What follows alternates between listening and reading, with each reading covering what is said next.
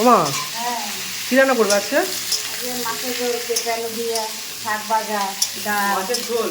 হ্যাঁ, কই শাক ভাজা কই? শাক ভাজা ঢাকা দিয়ে রেখেছি এই কামড়ার নিচে। ও এটা কি দিয়ে কি শাক ভাজা মা? কলমি শাকের চিংড়ি মাছ ভালো লাগে। কলমি শাক চিংড়ি, ও আগে থেকে আমার থালায় দিয়ে দিয়েছো?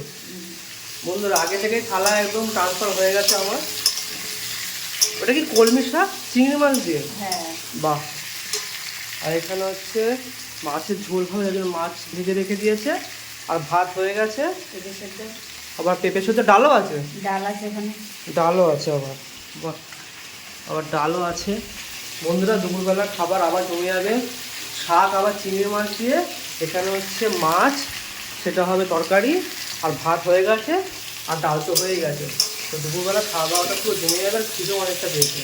ও মা, হ্যাঁ, এর মধ্যে কিছু দেবে না কিছু? ওই লঙ্কা গুঁড়ো ফোঁড়ো কখন দেবে? হুম, কটা বাজে, কখন খাবো? এই কি দেবো এখন? আচ্ছা ঠিক আছে। ওদিকে খিদেও পেয়ে গেছে, মা এদিকে রান্না আর শেষ হচ্ছে না। এখানে এখন সবে হলুদ গেলে পর লঙ্কা পড়ে যাবে, মশলা যাবে, কখন হবে তার ঠিক নেই। না যাবে নাকি?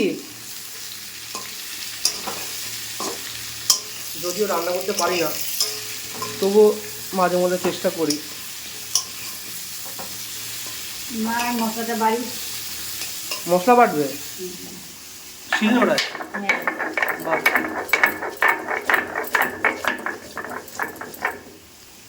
আবার শিলনোড়ায় মশলা বাটা, সবাই জানো শিলনোড়ায় মশলা বেটে যদি তরকারি করা হয় সেটার টেস্ট একদম দ্বিগুণ হয়ে যায়।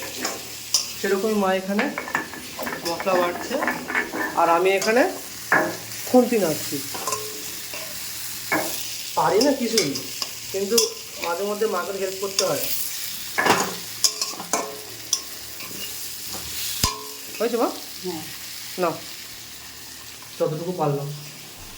ওদিকে মা এদিকে মশলা দিয়ে দিল, বাটা মশলা একদম। এটা দিয়ে এবার